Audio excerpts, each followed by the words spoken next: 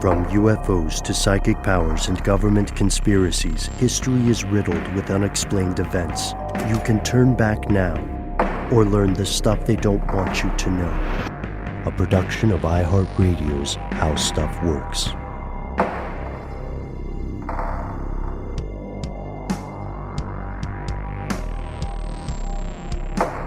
Hello, welcome back to the show. My name is Matt. My name is Noel. They call me Ben. We're joined as always with our super producer, Paul, Mission Control Deck. And most importantly, you are here. And that makes this stuff they don't want you to know.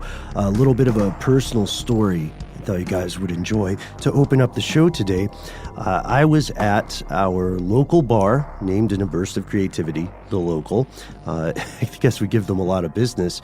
And I realized about 25 minutes into what began as a light conversation and became an impassioned debate about Bigfoot and cryptozoology in general, it's like, wow, yelling at someone about cryptozoology in a bar is just very on brand for me. It might be the most on brand thing I've done in the past month. What level of yelling are we talking here? Just raised voices, what corporate America would call a healthy conversation. Oh, so you wouldn't elevate it to the level of a rant? There was no aggro, really. There were disagreements, but it was a respectful exchange of intellectual perspectives. To be fair, if you're in a bar, it's a little noisy, so a certain level of voice raising is already acceptable as like a baseline of communication. Yeah, right? but if that music comes down and you're like, but the sheer surface area of the forest.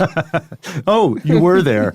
Yeah. It did get to a thing where, it did get to a point where he said, you know what, let's go outside. And we went outside to the front porch area and continued talking.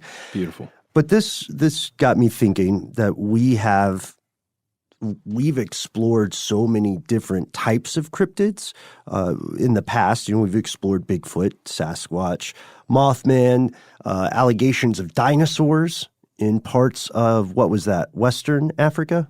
Yeah, we've talked about some worms that were really creepy, I remember. The Mongolian death worm. Yeah. I love that one. Are those like the ones from Tremors, do you think? It's almost as if the ones from Tremors are based somehow on that idea. They're not as big as the worms from Tremors. The Mongolian death worms. Gotcha. Yeah. What about the sandworms from Beetlejuice? Or from Dune? No. Those things would be the sandworms from Dune would be the largest organisms to exist on Earth if they were real. Yeah. It'd be cool. I would, if there was a bigger thing than a whale, I would hope it was not a worm. But you know, yeah, we'd all be in the spice business anyway. That's true. That's true. We would, but since we've discussed the concept of cryptozoology in earlier episodes, we don't need to go into all of it today. We can just give you the quick and dirty recap. So here are the facts.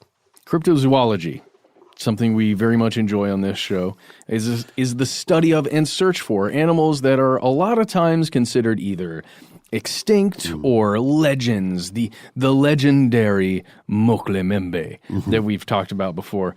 It's technically the mission of a cryptozoologist to evaluate the possibility of the existence of something, some animal's existence. So a lot of times there's specialization that occurs here. Yeah, and I love that you point out that technically that's their mission, because one of the criticisms that cryptozoologists get, and there are many, is that they are setting out to prove something they already believe. You know what I mean? Like they're setting out with an agenda. Like, I know in my heart the four-tooth waffle snapper is real.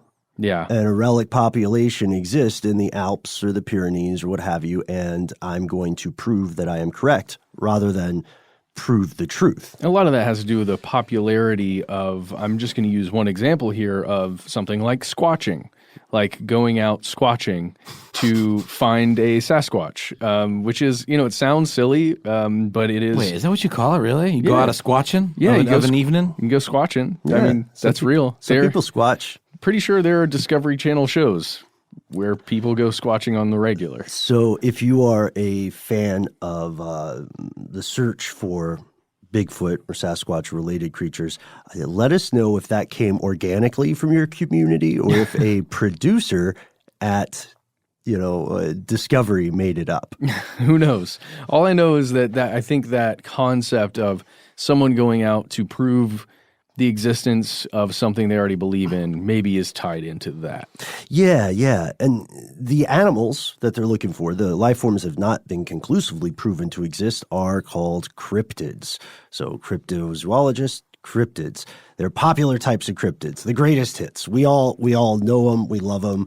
Like the Elvis of cryptids or the Jay-Z of cryptids, the who's another musician? Really? Nas? The Nas of cryptids. Or Cisco? Give me a different genre. P. Diddy? The Pavarotti of cryptids. No, he's canceled. The T-Bone Burnett. He's not quite famous enough to see. He's more of a big name. Alexander Hamilton. There we go. Yeah, of cryptids. Yeah, he's the Dr. Frankenfurter of cryptids. Ooh. Is that the right name? From Rocky Horror Picture Show? Yeah. He's the Paul Decant of cryptids. Bigfoot. The Paul Simon even. I'll take it. And that would also apply to things like the Loch Ness Monster, in earlier days, the Jersey Devil. Which would be more of a Garfunkel of cryptids. I would argue not. I would think they were a different band. We're going to hit a lot of Garfunkel cryptids today. In other words, the lesser. Paul actually told us he created this file as B-Team cryptids. Yeah. And he wasn't joking. He's a very serious man. It's reminiscent of our B-Team Superpowers episode we did, right? Yeah, which was still so interesting. Like the fact that magnetic people just have very frictive skin. Yeah. And they ended up on the B-Team. And they ended up on the B-Team. They were like the Great Lakes Avengers for all you comic fans out there. We already talked about this on air, right? We talked about that in the very episode, I believe. Great Lakes Avengers? I do believe so. There's one guy who's Doorman. It's his power. I just have to mention this for anybody who hasn't heard this because I'm still fascinated by it.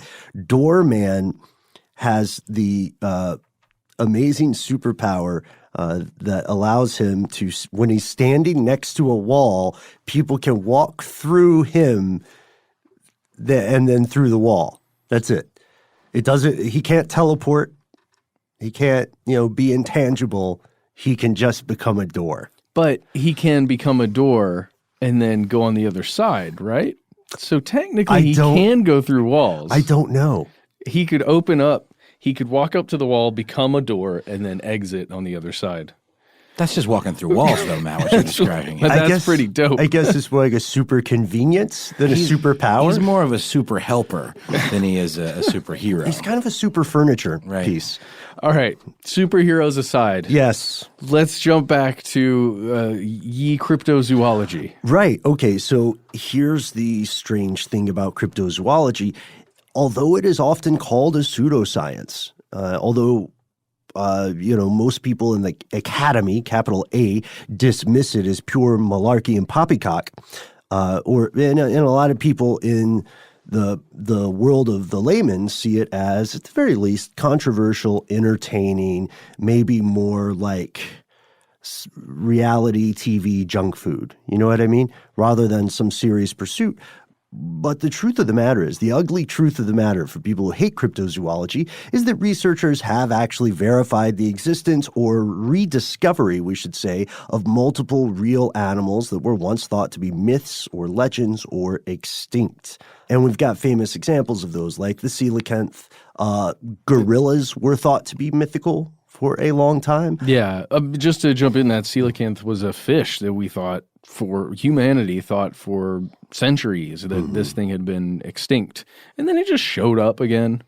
And if nobody was looking, then maybe it would have just come back and we wouldn't have known still. But thank goodness for ye cryptozoologist. Yeah, and also we have to point out in both of those cases, this discovery comes about because Western Europeans finally saw these animals that the local people in the region had known about for years. Yeah. The local community where the coelacanth was rediscovered said, first off, they were very unimpressed with the fish. and not think it was a big deal. And their reaction was very much like, big whoop, because those things taste like trash. Yeah, what are we going to do with it on an applicable level? Who cares?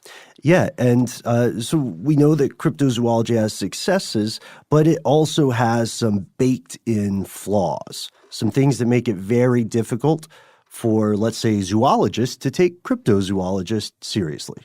And one of the biggest problems, the most prevalent problems in the field of cryptozoology is the potential to misidentify some of these things. We see it time and time again. It can happen super easily. Most people, for example, haven't really seen a bear in the wild, let alone right up close.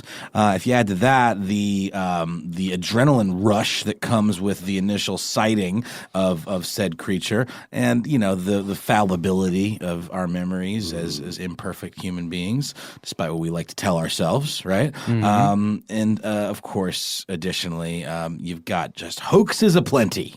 Well, and this is a really great point here. Let's just say we make an example out of it. The four of us in this room plus you, we're all walking around in the woods. We've got all our gear to find our Squatch. We know we don't believe it's out there, but we want to prove that it's out there or not. And we happen upon something on a ridge high above us. It seems to be brown, the color that, Sasquatch might be that color. And I can just see it looks like fur up there moving around. Just this example that we've given here of a bear. If we all observe this thing and we're unable to get up there to get our eyes on it, and it sounds like there's maybe a weird noise occurring up near this location. Whoop, whoop, whoop, whoop, whoop, whoop, whoop, whoop. Sort of a Three Stooges kind of sound, right? Oh, my God. So what is that? Oh, my God. What is happening up there? It may be within us to, at least a few of us would probably believe, perhaps you, that was a Sasquatch, even if we can't prove it was or not. But another percentage of us would say, that's just a bear, guys. We didn't see anything. And that I think, is what we're talking about here. Yeah, and there's another weird twist. We're in a immensely fascinating time for cryptozoology. 2019 is the best time for cryptozoology since the past few centuries, really, since back in the days when people were still exploring the edges of maps. And it leads us to a weird twist. So the human population is growing. More importantly, despite concentrating more and more in cities and urban areas, our civilization is reaching out to places it had never reached before. And when we combine this with our weird obsession with making surveillance technology, our species' weird obsession with making surveillance technology and monitoring everything through satellites, those two factors mean that we are more likely than ever before to discover previously unidentified or lost organisms. And you can find these kind of inspiring lists. It's a sad irony, because a lot of the reasons we're discovering these other creatures is because we are in the process of destroying their environment. Yeah, obliterating them, creating some sort of analog of genocide, right? We are rendering them extinct. And this means, that we might, as we go forward, we might still find stuff. You know what I mean? Like the colossal squid, that's another cryptid that was proven to exist. And when it comes to cryptids, it turns out there are way more than Bigfoot. Way, way more. And we'll get into specific examples after this word from our sponsor.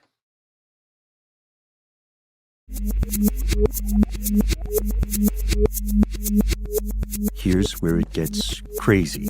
We found examples of, we don't have every cryptid ever mentioned in this episode, but we found some examples of some obscure ones that seem pretty interesting. So we're going to explore those and then maybe talk a little bit about whether or not they could be real, pros and cons. Okay, so first off, we practice this pronunciation off air. Let's see if I can get it. The Inkinyamba? Nailed it. Great. Oh, thanks, man. The Inkinyamba is a legendary cryptid from southern Africa that lives by waterfalls. And most commonly is seen at a place called Howick Falls in South Africa. And it has a reputation for looking like a snake, except for the head, which, of course, like you do, looks like a horse. Horse head, that seems like a very non-functioning creature. Would it use its weird horse head to kind of drag itself along? Use it like a weird foot? I don't know. Because it's aquatic, it makes a little more sense. Just because it wouldn't have to drag the head around. Do you think it's amphibious, though, is the question? Let's move forward here. So, yeah, like you said, Ben, the Inkanyamba is aquatic and lives in lakes and near waterfalls. And to some, it's suspected of being a species of giant eel rather than a snake at all. And it's distinguished from similar creatures due to its odd size, which is over 20 feet long. That's ridiculous. Yeah, That's 20 too much. feet long with a giant horse-looking head hanging out underneath a waterfall. First of all, no thank you. Don't go chasing those waterfalls, right? Well, you hear a description of something like that, and it makes you wonder how many sightings have occurred to get that kind of specific description of something, like the horse-shaped head is so specific to me. Well, now, you've heard of the water horse, right? It's a film about a small Nessie-type creature. Yep. I just wonder if the name, you know what I mean? Like, we've got a seahorse. Yeah. Which has like a elongated head and with a snout and things like that. I wonder if it's based on that kind of, maybe it doesn't look like a horse per se. It doesn't have like fur and literally a transplanted horse head. It looks more like just has more of an elongated shape. Okay. Horse-like. Yeah. So according to locals and people who believe in it, it's most active during the summer months. This leads some people to believe that it is migratory or that it's been around so long in the local culture that they believe it has supernatural abilities, causes seasonal storms to come. But if we look at what this actually could be, if this were a thing, then we could say maybe it's a large species of freshwater eel like the Anguilla mozambica or the Anguilla marmorata. Both of those, here's the problem with these. These are large. These would freak you out if you saw them in the wild, probably. But they grow to about 6 feet instead of 20. So is this a giant version of an existing thing? Maybe. The problem is that we know that fish and maritime animals can grow to unusual size, but we usually only see them reach that size when they're out in deep oceans. So Gotcha. Would this lake be deep enough that something could grow to like more than 3 times what it's supposed to grow to? It seems unlikely. But there is something really fascinating in particular with this cryptid, and it's that it was found and has been found in cave paintings from native tribes. There are some tribes within the KwaZulu-Natal province that had these cave paintings of these things, or allegedly of these things, and supposedly they had some kind of supernatural power, perhaps, like they could influence the weather maybe, or would give good or generally bad tidings, or would bring bad tidings. What am I trying to say here? Ill tidings? Yeah, it would be bad for you to see one generally. It would be a bad omen. Bad omen, yeah. Woe betide those who cross the Ikanyamba. Ooh. Also, I have to admit, Matt, I zoned out just for a second when you said A Tribe Called, because I totally thought you were going to say A Tribe Called Quest. Oh yeah, I know. I almost did. I almost said that. But no, that was actually several tribes within a province. That makes sense too, because this is a very regionalized creature, right? Yes. There's a lot of these come to us from the African continent because for a long time, the members of the ivory towers and the academies had no idea they had no very well polished idea of what the ecosystems or the biomes were like, and they would just hear crazy stories or rely on disreputable sources. Or just legends, local legends. Or just legends. Because according to some people, especially if you're in the Congo area, you may run into gigantic creatures undiscovered on the land as well. And that brings us to something that I'm surely mispronouncing, the Imela Ntoka. It's apparently around the size of an African bush elephant. Jeez. Yeah, no, it's true. The Imela Ntoka is around the size of an African bush elephant, which is an average of 3.2 meters tall, weighing around 6 tons, or 13,230 pounds. It's brownish or gray in color, sort of a gradation, with a very heavy tail and a body quite similar in shape and look to that of a rhinoceros, including one long horn that comes out of its snout. But here's the difference. It has 4 short, stump-like legs, and it's described as having no frills or ridges around the neck. And the animal is alleged to be semi-aquatic and feed on malumbo, or other leafy plants. The Imela Ntuka is claimed to utter a very specific vocalization described as variously as a snort, rumble, or growl. So what the heck could this thing be? Is it just sort of like a weird pygmy kind of cousin of the rhinoceros? Like, what are we talking here? Right. And why is it a hippo with a horn? Because it's semi-aquatic? I hope it's a dinosaur. Whatever. I said it. I hope it's a large reptile. I would love that. Yeah, just something that was left over, or maybe an in-between somewhere along the evolutionary lines. Yeah. Like that guy we mentioned that previous episode, Dr. Roy Mackel, one of the people who's searching for another similar cryptid called the Mbembe, right? Mokele Mbembe. He was looking for reports of this creature, and then he ran into reports of Imela Ntoka. You'll hear folks say that maybe it's a relic population of a dinosaur, maybe it's far enough out in the wild that it's just too expensive to search for it, you know? But it's the same thing we've been talking about before, where there were reports that, I believe it was in 1933 when the West first, I guess, heard about this, because there was a writer rolling through town, J.E. Hughes, and he wrote this thing called 18 Years on Lake Bangwelu.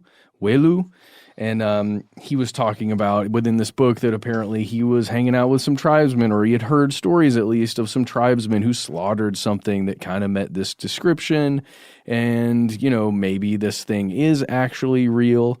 And then the guy you're talking about, Roy P. What's his name? Roy Mackel. Yeah. That dude was saying, you know, also, hey, here's some eyewitness accounts going back to this thing, but we don't have any pictures of it. We don't have any, you know, official pictures. We've got some paint bodies. Yeah. That's the problem with this one, because it's supposed to be slightly larger than an elephant, and it's supposed to hunt elephants. Yeah. I mean, you would think that someone would have discovered this or had a taxidermied version of it in the British Museum, or, you know, especially from the age of colonizers, right? You think something would exist, or even just maybe the horn. They're talking about that one specific horn, or the skull, or something. You'd have something somewhere, in my opinion, but maybe not. You know, I don't know how this is going to work in the edit, and sorry about that, Paul. But we took a really quick break, and Noel, you went and got some water. And it's true. Yeah, I'm now quenched fully. And I stole a pumpkin. So now we have. That's right. Now we have a pumpkin. It's kind of changed the vibe in the room, though. I know, right? And good for the better. Yeah. I'm feeling more hocus focused. Did you talk about how this could be something of a combo between a triceratops and a striacosaurus? I don't even know that one. No. That's a good point, because it behooves us to have some specificity. You're right. I just got excited and said dinosaur, but saying dinosaur is like saying chair or cancer. It describes a rough concept of a thing. Correct. But there are so many differences. No, with the Imela Ntoka, we also see we see descriptions of it that date back pretty far, but not as far back as the descriptions of our earlier super eel, the Inkanyamba. Mm-hmm. So the Inkanyamba may be an exaggerated story about something that was real. The Imela Ntoka is a little harder to explain. Was it somebody, like in all the drawings that you see of it, it looks reptilian, right? All the depictions. Of course, spoiler alert, there are no photographs. So going to your earlier point, Noel, it has a horn.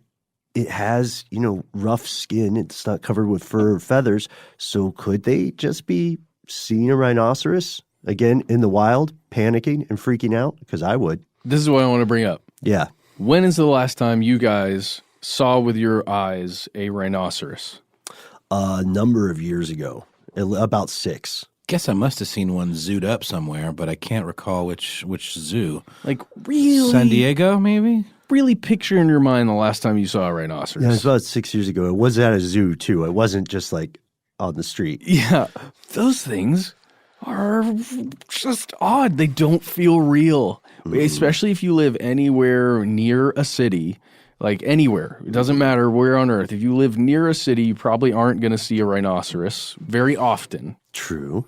And if you just really behold one walking around, it's an odd experience. So I'm just saying, to your point, Ben, I'm trying to build off of what you were saying. To just behold one may throw you off, especially if it's far enough in the distance. It looks even bigger than maybe it is. Yeah. Just compared to the surrounding foliage or whatever it's near.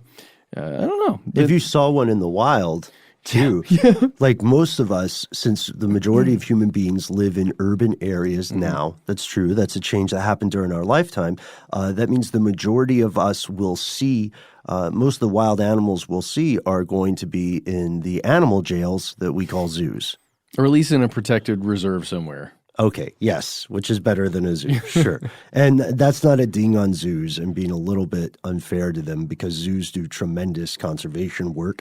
And the Atlanta Zoo actually has, I think, is this huge force in the community. I think they do good work as well. And they just expanded, and they have a Savannah section now, which is, Oh, I haven't been to that Yeah, yet. I haven't either. It's right down by my house, so I've been seeing the construction going on for quite a while, but I have not been since it's been opened up, so it'd be interesting to check out. I know some people are super anti-zoo, which I understand, but I also understand that many of these animals would not be able to survive in the wild, and that's why they bring them in and take good care of them in zoos. I don't know. And we've talked about the poaching problem that is severe for rhinoceroses. And I mean, take the example of tigers. There are, I think, more tigers living in captivity in Texas than there are in the wild across the planet.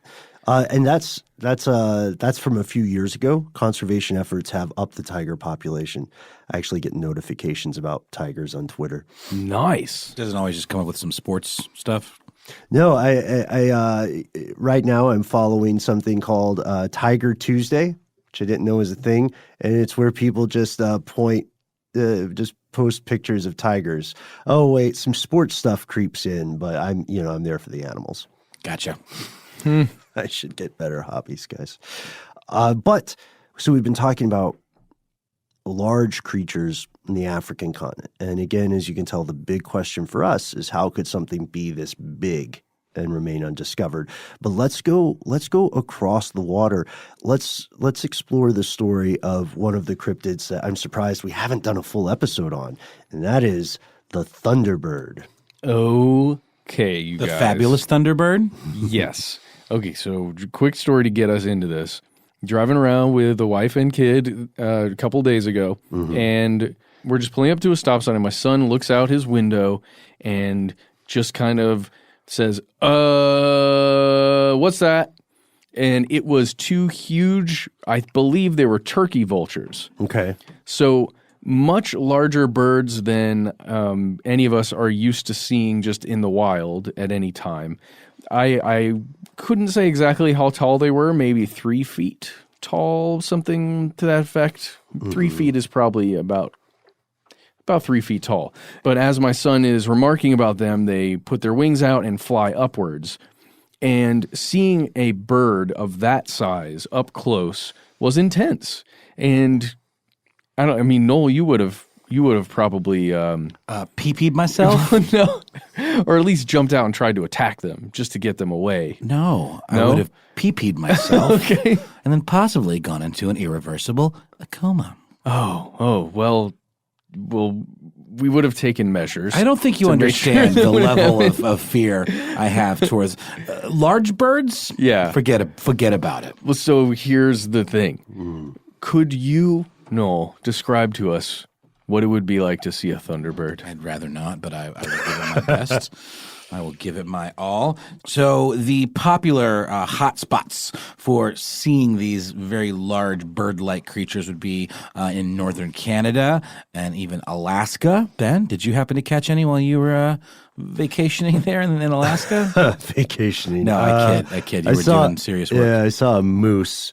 And that was enough for me because those things are huge. There's a problem, since we got this pumpkin here, there's a problem in Alaska for people trying to celebrate Halloween because when they carve pumpkins and they set them out on their porch, depending on where they live, it's like candy to a moose. Sure, they can smell it from a mile away, and then they just come eat towards it. and you can't stop them. What are you going to do? No. But yeah, I would have freaked out if I saw something larger than a moose, which would be a thunderbird. Absolutely, it would have been that, and then you could even see them down in Central America.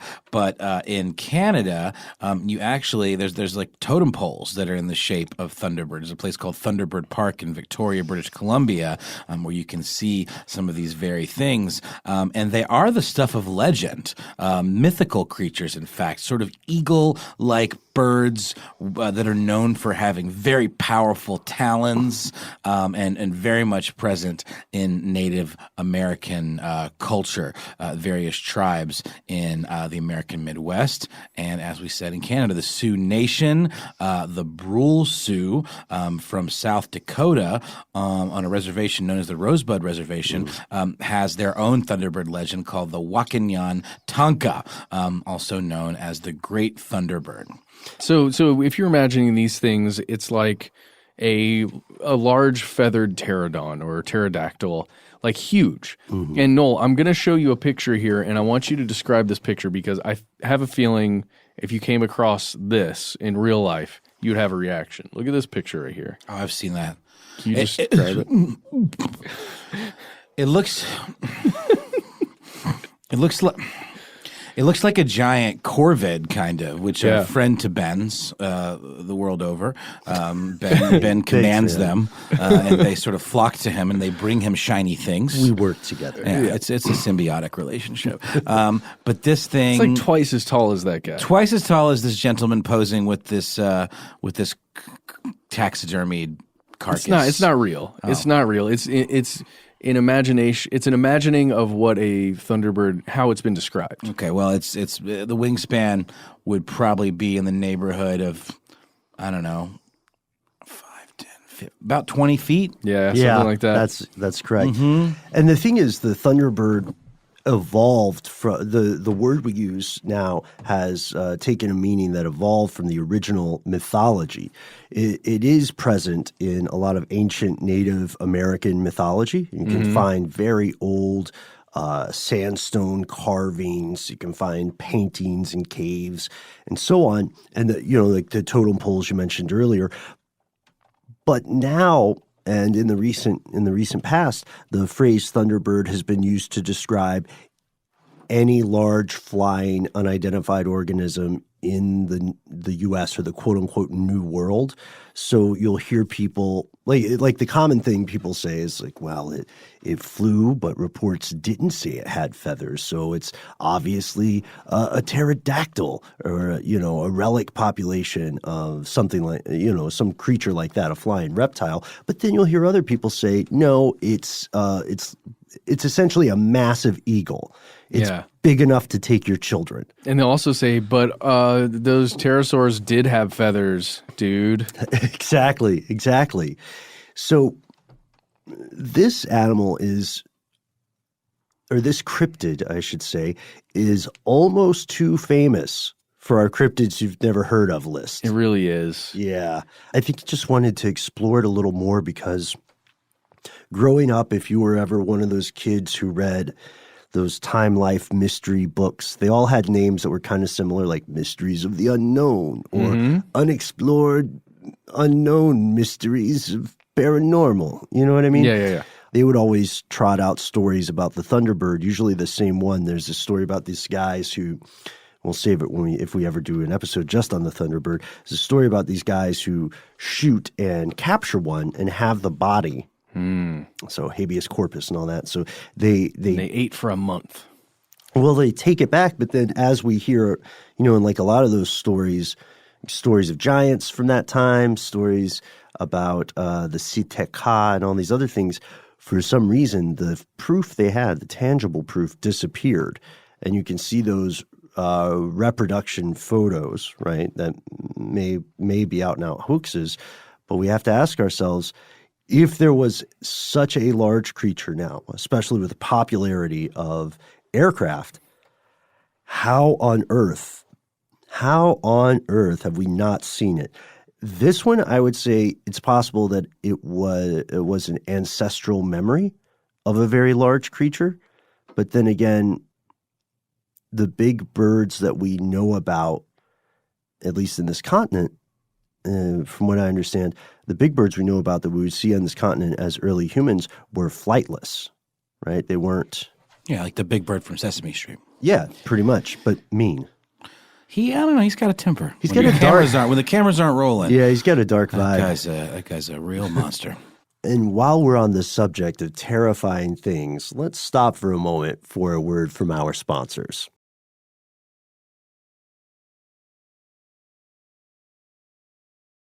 Noel, we're joking here about your fear of birds. I'm not joking. But, there is something that I am genuinely afraid of. And that is when I'm online, when I'm using, my laptop or my phone or something, I'm connected to the internet, I'm afraid somebody's going to come through and maybe look at or steal what I'm doing, find my passwords and stuff. You should be frightened, Matt. Over 100 million people have had their personal info stolen in some sort of major data breach recently. We're talking social security numbers, contact details, your credit score, personal financial stuff. And this was all taken, in this instance, by Capital One customers. There's actually a good chance that if you are listening to this podcast today, you were affected, specifically you. Yeah, these kinds of attacks are getting more and more frequent and more severe. It's not just Capital One, Equifax, Facebook, eBay, Uber, PlayStation, and Yahoo. Think about all of the places that have your information that we use in app form on a daily basis. So many opportunities to have your stuff stolen and so many reasons to protect yourself. And that's why we try to mitigate this clear and present danger with ExpressVPN. Face it, folks, you can't control how big corporations inevitably mishandle your data, but you can at least protect yourself. ExpressVPN is an app for your computer and your phone that encrypts and secures all your data. I mean, think about it. If a breach can happen to Capital One, why couldn't it happen to you? It absolutely could. Yeah, and it's super simple to use. You connect with one click. It's lightning fast. It costs less than $7 a month. ExpressVPN is also rated the #1 VPN provider by TechRadar, CNET, The Verge, and many, many others. So use our special link, expressvpn.com/conspiracy right this minute to arm yourself with an extra 3 months of ExpressVPN for free. Support the show and protect yourself. That's expressvpn.com/conspiracy for an extra 3 months free. All right, guys, let's get back to the show. All right, we're back. We're done with birds. We're going to explore something different. So if you something even worse. Well, that depends. Worse for me? Worse for me. Statistically worse for people is the story of the Jabafofi, J'Bafofi. The name translates to great spider. This is also in the Congo. It is exactly what it says on the tin. A huge spider with allegedly a 6-foot wide leg span. Yeah, 6 feet. And supposedly it's a fan of eating monkeys, birds, yes, and even small antelopes. And humans, obviously. Well, of course. Not to mention, besides their absurd, and as you would say, cartoonish size, they're brown. And said to be darker the older they get, which is an interesting fact. Let's not call it a fact. Let's call it a detail. And they have a large purple mark on their abdomens. So it sounds like a poison boy, right? Like yeah. If they've got like some sort of shaped mark and they're black, that doesn't sound good, right? Nature's way of saying, watch out. Back TF off. That's right. They're said to live in similar to the much smaller trapdoor spider conditions where they burrow into the ground, right? Yeah, but that's terrifying. Can you imagine something that big that's burrowed into a hole? You're like, oh, what's that hole? Surprise! God. What a way to go. Exsanguinate you, perhaps. Yeah. It makes me think of the scene in the Hobbit, with the giant spiders, the Shelob, and Is that Hobbit or Lord of the Rings? it's the Hobbit. It's the Hobbit? Okay. Yeah, I mean, I remember it from the not Rankin Bass, it is Rankin Bass, the animated one with the weird singing, the greatest, that one? Yeah. Yeah, there's a part where the spiders get Bilbo and crew. It is Lord of the Rings. It's both. It's definitely in the Hobbit. It's definitely in the animated version of the Hobbit. That's what I'm talking about. Oh, okay. I just remember, he's traveling with the dwarves, and they get abducted by spiders, and the spider wraps them all up, and it's a whole thing. Yeah. You don't remember that? I do. He's got the little sword sting. Yeah, I'm thinking of the book. I'm thinking. Is it of the not book in the book? version. Did they take some license with that scene? In the book, in the book, Shelob, the spider, the evil spider, is in Lord of the Rings. You are absolutely correct about that. And I don't think the spider in the animated Hobbit had a name. It was just creepy spiders.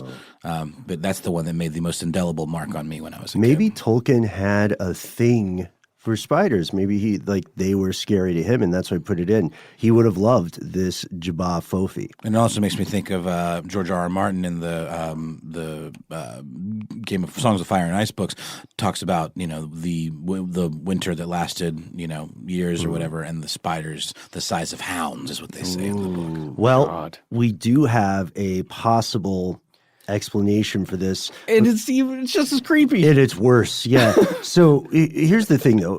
Reports of this have been taking place since the 18th century, or since the 19th century. And the Western Europeans found out about it in 1938 because people from Europe started claiming they had seen these massive spiders, and given the politics of the time, essentially what happened is that other Europeans said, okay, all right, well, if someone who has the same color skin as us said something, maybe we should believe them, which is just the opposite of critical thinking, right? And because of these descriptions, and because they matched so well, they were consistent from different populations. They were burrowing trap spiders, like you said, Noel. Because of this, people treated descriptions of these animals with a little more, they gave them a little more credibility than they would have ordinarily. But there has been one theory advanced about the Jabba Fofi that says maybe they're the misidentification of another type of animal that is proven to exist, but not in a way that makes it better. It's called a coconut crab. It sounds delightful. It sounds delicious. It sounds like something you'd get like at a Hawaiian joint. Yeah. Coconut crab. a little pineapple dipping sauce on the side. Bring it Indonesian on. spot. Well, just for scale, guys, I'm going to show you a picture of how big the coconut crab is. That is a full-size trash can. It's on a giant trash can. It looks sort of like a creepy lobster. Yeah. Yeah, but on land, just hanging out. A lot of times you'll see him rolling with coconuts, for real. Rolling around with coconuts. And they're huge. Yeah, they're the largest land crab. They make an impression. You know what I mean? Yes, they do. They're terrestrial hermit crabs. I'm sorry, excuse me. They're not just the largest land crab. They're the largest land-living arthropod overall in the world. Got it. And we think that given the environment of our current age, they are at the upper limit for what an animal with an exoskeleton can grow to be. They're as big as it gets unless the environment literally changes. It makes total sense. And this also gives us some arguments against the existence of this great spider, because spiders also have limits to how big they can grow due to what they could structurally support from the way their bodies are, I won't say designed, from the way their bodies happened, and or the way their bodies evolved. They also have a respiratory system that limits what they can grow into. But did they exist in the past?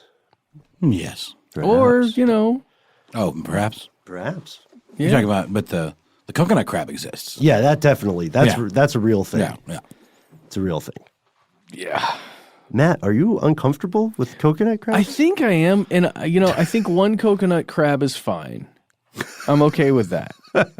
But if coconut crab has maybe her whole family around. A bunch? Yeah. Of coconut crabs? I don't think I'm okay with that. They live probably over 60 years. Whoa. So you could get one and maybe bond with it. Well, that's the same with a lot of crustaceans, right? Don't they have absurdly long lives, like the lobsters? I believe that's correct. I learned that from the film The Lobster, because the Colin Farrell's character, Colin Farrell, he wanted to become a lobster because it lives a very long time. I remember. Yeah. That was such a McSweeney's type of movie. Yeah, big heady New Yorker type stuff, right? I'm checking right now to see whether or not you can get a coconut crab as a pet. It looks like their conservation status is undecided. The data is deficient. So let us know if you live in an area where coconut crab are around, or if you've seen one, whether you think it could be mistaken for a malicious spider. This is my favorite, just the name alone. Oh, we're moving on? I think we should. All right, let's do it. We don't have to. You want to talk more about crabs? No, just take us there. Okay, I'm going to take you there. All right. In the form. I'm going to take you there with 2 words, my friends. Okay. Rhinoceros, dolphin. Finally. Boom. That's what I say. That's what we've been asking for this whole time. It's like a cryptid whale with 2 dorsal fins. In 1820, off the coast of the Sandwich Islands, which is a thing, and New South Wales, Jean-René Constant-Coué, who was a zoologist and anatomist, in addition to his pal Joseph Paul Jamard, who was a naturalist, spotted what seemed to be never-before-seen species of dolphins. And forgive me, French folk, we don't have the benefit of Casey Pegram on the case with us today, but koi, what do you think, Ben? Koi? I would go koi. Q-U-O-Y. I would go a koi because it's fun to say. Yeah, That's my exactly. entire reason. Koi and Gaiman? And Jamar, I'm going to say Jamar, chose to call this new underwater pal the rhinoceros dolphin. Its official name being Delphinius rhinoceros. There have been a total of 9 rhinoceros dolphins sighted swimming side by side in a pod in the Atlantic Ocean. That's the thing. Yeah, so these are credible witnesses who saw multiple instances of what appears to be a different, they're up to that point undiscovered creature. And they were probably, like a lot of us listening now, filled with an immense sense of relief because, I think we can all agree the crappiest, most irritating, depressing thing about dolphins and rhinoceros is that they're not lumped together in one species yet. You see a dolphin and you're just like, I'm 50% there, but I cannot approve of this. I need that 50% of rhino. Oh, yeah. Well, and that's the whole thing with these rhinoceros dolphins is that, you've got these experts viewing this pod essentially, right, hanging out there. They're used to seeing perhaps whales, perhaps dolphins, perhaps killer whales, and they see these things and they notice a couple of things are different, right? It's not the same coloration as a lot of dolphins that they've observed in the past. These are, I think they're white and black, like the white spots on a black body. Yeah. Similar to a killer whale, but or at least in the 2 colors. And they noticed that rather than a single dorsal fin like you'd see on any dolphin, they had 2. Right, yeah. One curved fin near the head and one curved fin on the back. And it's that second fin is placed a little further back than where a dolphin's fin would normally be. And they also thought, from what they could see, that the pectoral fins were larger than average. And do we say it's 9 feet long? No, we didn't. It's 9 feet long, 250 pounds. But although that's a big boy. It's a big ocean boy. And it's also an estimation from being on a ship sailing while you're observing these. But, they... with a sample size of 9. Yes, and having experts. So this is an interesting case because if there are any undiscovered cryptids or large creatures, as we have seen, everything we know tells us that they are most likely to be discovered in the ocean. Yes. Right. And now we know that just because of that fact alone, this one has a little more likelihood of being a true case of a unapprehended or undocumented, unproven cryptid that is a real animal. But we have to ask ourselves, what can it be? We have to play, the stick in the mud police here. First, it could just be a group of dolphins that had a deformity. You know what I mean? They were the dolphin version of an inbred hillbilly clan, which I know sounds dismissive, but what we're saying is they could have just been a group or a pod that over time had passed a mutation on to one another. Okay. Well, there's another idea here that possibly it was a different kind of whale that they saw that actually looks a little bit like a dolphin, called a Blainville's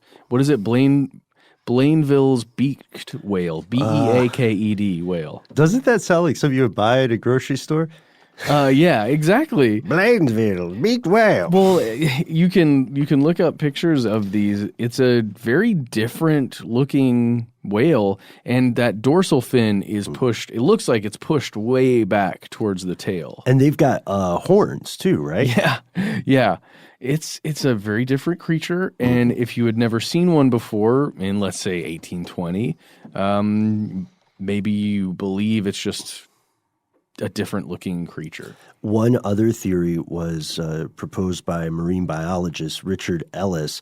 He said, what if what was called the rhinoceros dolphin was just a normal dolphin that had a suckerfish or remora attached to its head? Again, the problem of observation. Uh-huh. But either way, this feels like... Wait a minute. So they saw the two creatures together in concert and thought it was a super creature? Yeah, it's like maybe they saw it from far enough away that they mistook the remora for being another fin. Got it. But there's a problem with that because they saw 9 different... Again, the thing here is they saw 9 different instances of this. So this would mean we have to ask ourselves, what is more likely? Is it more likely that 9 separate remora matched up with 9 separate dolphins and attached themselves to the same position on their body? Or is it more likely that there is a different explanation, that they were supposed to have these fins?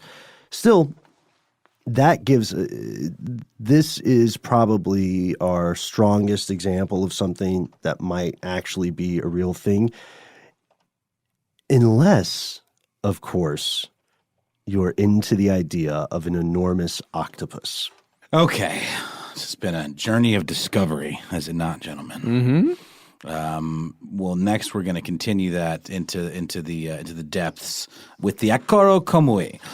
The native Ainu people of Japan have long believed that Volcano Bay, which is off the coast of Hokkaido, has a population of giant octopuses called Akoro Komui, and they've been sighted, supposedly, or reportedly rather, for many years. Yeah. There was a British missionary. His name was John Batchelor. He was working in the area in the early 1900s, and he wrote down a sighting in a book he had called The Ainu and Their Folklore. And he said that a great sea monster with large staring eyes had attacked 3 local fishermen and their boat. So imagine those old woodcuts of a boat sailing and then a Leviathan-like creature wrapping its tentacles around the mast of the plane. It was like that. And he said the monster was round in shape and emitted a dark fluid and noxious odor. The 3 men fled in dismay, not so much indeed for fear, they say, but on account of the dreadful smell. However that may have been, they were so scared that the next morning all 3 refused to get up and eat. They were lying in their beds, pale and trembling. So this is a Japanese story, giant octopus. I feel like that could absolutely be true. Yeah, there's I mean, just now that we know the giant squids exist, I feel like the giant octopus is just waiting. It's just waiting to be found. It really wants to. Wait. There was a sighting recently. There were some reports out not too long ago about some giant squids, at the very least. Yeah, squids. I think that's what we're talking about. The colossal squid. The colossal squid. Yeah, but an octopus would be a little bit different and I think a little more exciting because they're so intelligent. Squids are relatively intelligent, though, aren't they? No, they're pretty. Aren't they cephalopods as well, or no? Yeah, but they're not like the octopus is the brains The of creme de la creme. Yeah, it's the brains of their heist gang. Of the tentacled sea dwellers. Exactly. What if they leagued up with rhinoceros dolphins? That'd be some stuff. That'd be hot. Yeah. Be a hot mixtape. It'd be a hot mixtape. Yeah, that's a good look. And now we're going to draw to a close because we've touched on some that will hopefully be new. I know that I've definitely mispronounced some of these things because I don't speak some of these languages, but we hope this was enjoyable nonetheless. We want to throw it to you. How likely is it that any of these creatures we just explored might exist? We can also, there's a whole list of cryptids we didn't name: chupacabra, mantis man, skunk ape, swamp ape, Giglioli's whale, which just sounds like fun. It's a giggle-inducing, that's for damn Yeah. sure. So do you think any of these creatures could be real animals? More importantly, does your local community or region have a cryptid of its own? Is it something that people use as a joke, or is it something that they take seriously? Tell us about it. You can find us all over the internet. Yeah, do you live in Maryland? Tell us about the Goat Man. Allegedly in Prince George's County, there is the Goat Man, and I want to know about it. Every time I hear Goat Man, for some reason, I have a parody song of Soundgarden's Spoon Man playing in my head, but it's Goat just Man, come together with your horns, Goat Man. Yeah. So you can give us a call if you want to tell us about any of that stuff. We are 1-833 STDWYTK. That's STDWYTK. That was a good one. Because a lot of somebody wrote in not long ago saying, I couldn't understand what you were saying. That is the thing. It's just stuff they don't want you to know. Call the number, leave a message. You might get on the air. We'll hear it. It'll be awesome. It's that easy. If you don't want to do any of that, just write us a good old-fashioned email. We are conspiracy@iheartradio.com.